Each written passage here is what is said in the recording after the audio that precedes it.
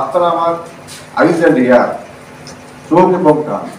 আমি একা কর্তব্য তথ্য পাবো, আমি তো কাউকে চিনি না, আপনারা সবাইকে চেনেন। এখানে যারা ভালো কাজ করে তারাও আপনাদের পরিচিত, যারা খারাপ কাজ করে তারাও আপনাদের পরিচিত। তো আপনারা হচ্ছেন আমার চোখ এবং কান। আপনারা যে আমাকে তথ্য দেন, ইনফরমেশন দেন, সহযোগিতা করেন, আমার বিশ্বাস দক্ষিণবঙ্গের এই সবচেয়ে বড় মেডিকেল কলেজ, মেডিকেল প্রতিষ্ঠানটা একসময় বাংলাদেশের শ্রেষ্ঠ প্রতিষ্ঠানে পরিণত হবে। কেন হবে? এই শেরেবাংলা মেডিকেল কলেজ থেকে বহু বিখ্যাত ডাক্তার তৈরি হয়ে গেছে, যারা এই মুহূর্তে বাংলাদেশের তারা এক নামে সবাইকে তাদেরকে দেবে। আমাদেরকে সেটাকে ওই পর্যায়ে নিয়ে যেতে হবে।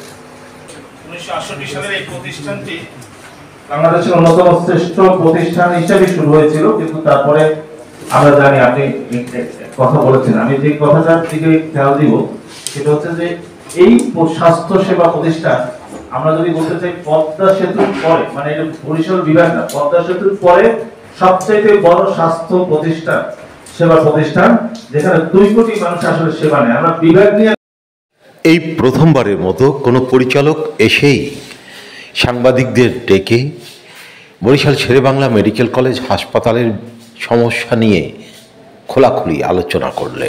9 ডিসেম্বর সোমবার সকাল ঠিক 11:30টায় বরিশাল শেরেবাংলা মেডিকেল কলেজের 3য় তলার সেমিনার কক্ষে এই মতবিনিময় সভার আয়োজন করেন হাসপাতালের নবনিযুক্ত পরিচালক brigadier general AKM Mashiul Munir.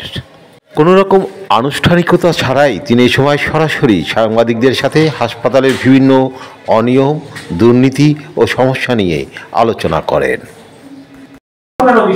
এই বিষয়গুলি আর ছোটখাটো থাকে না।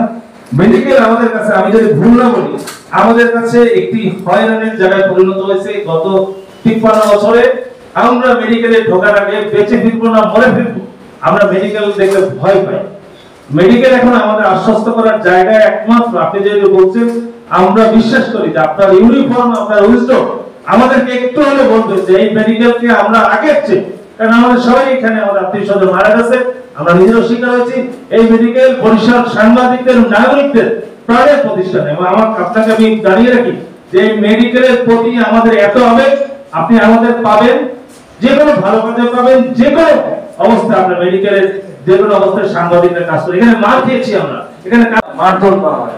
আপনার প্রতি আমার অত্যন্ত, আমি বলছি যে বরিশাল সাংবাদিকদের পক্ষে এক হচ্ছে আমাদেরকে আপনি যেটা দিবেন, সুরক্ষা দিবেন, মেডিকেলের সুরক্ষা দিবেন, ও আগামী দিনগুলোতে আপনার পদক্ষেপকে আমরা বরিশালের নাগরিকদের স্বার্থে নিয়ে যাব। বরিশাল তথা দক্ষিণাঞ্চলের ইতিহাস ঐতিহ্যের গর্বিত অংশীদার এই শেরেবাংলা মেডিকেল কলেজ হাসপাতাল 500 শয্যা থেকে 1100 শয্যায় উন্নীত হলেও এর লোকবল কাঠামো সেই 500 শয্যারই রয়ে গেছে, যে কারণে এই হাসপাতালের সমস্যার অন্ত নেই, স্বীকার করলেন পরিচালক নিজেও। আমার বলতে কোনো দ্বিধা নাই যে শেরেবাংলা মেডিকেল কলেজ হসপিটালটা এটা বাংলাদেশের অত্যন্ত পুরনো একটা হসপিটাল, এবং একই সাথে অন্যান্য মেডিকেল কলেজের তুলনায় এটা একটু পিছিয়ে আছে। বরিশাল জেলার সাধারণ মানুষ ও মেডিকেল কলেজ শিক্ষার্থীদের আন্দোলনের মুখে গত 25 November brigadier general AKM Mashiul Munir এই শেরেবাংলা মেডিকেল কলেজ হাসপাতালের দায়িত্ব গ্রহণ করেন। আসলে স্যার তো আসছেন নতুন, স্যার বরিশাল একদমই নতুন। স্যার নিজেই বলেন যে স্যারের কাছে বরিশাল এবং ওমান সমান কথা। স্যার আসলে অবজার্ভ করছেন স্যারের সব গ্রুপ ইন্ডিভিজুয়ালি সবার সাথে কথা বলছেন, সব কাছ থেকে সমস্যা, তারপর সুবিধা অসুবিধা কী আছে, কার কী ভিউ, কার কী, কীভাবে চায় জনগণ, কে কীভাবে চায় সেগুলো সব স্যার জানতেছেন, নোট করতেছেন। আমরা অপেক্ষা আছি স্যারের তার নির্দেশনা মতো আমরা কাজ করবো এবং আশা করি স্যারে এই বিষয়গুলো সবই জানেন যে শেরেবাংলা মেডিকেল কলেজ হাসপাতালে অবকাঠামো, জনবল, লজিস্টিক্স এই 3টা সমন্বয় নেই। বিষয় অবকাঠামো যদি যেখানে আছে সেখানে জনবল নেই, যেখানে জনবল আছে সেখানে লজিস্টিক্স নেই। এই 3টা সমন্বয় করার জন্য আসলে মন্ত্রণালয়ের সহযোগিতা লাগবে এবং স্যার যেহেতু বড় পর্যায়ের অফিসার এবং স্যারের অভিজ্ঞতা আছে, নলেজ আছে, তার একটা পোশাকি ভ্যালু আছে।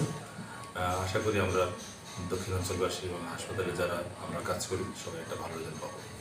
বরিশাল শেরেবাংলা মেডিকেল কলেজ হাসপাতালের এমন একটি স্থান নেই যেখানে অনিয়ম নেই, যেখানে সংস্কারের প্রয়োজন নেই। এমন পরিস্থিতিতে ব্রিগেডিয়ার জেনারেল এ.কে মশিউল মনিরের দীর্ঘস্থায়িত্ব নিয়েও প্রশ্ন তুলেছেন অনেক সাধারণ মানুষ। তাকে দীর্ঘস্থায়ী করার অনুরোধ প্রায় সকলের।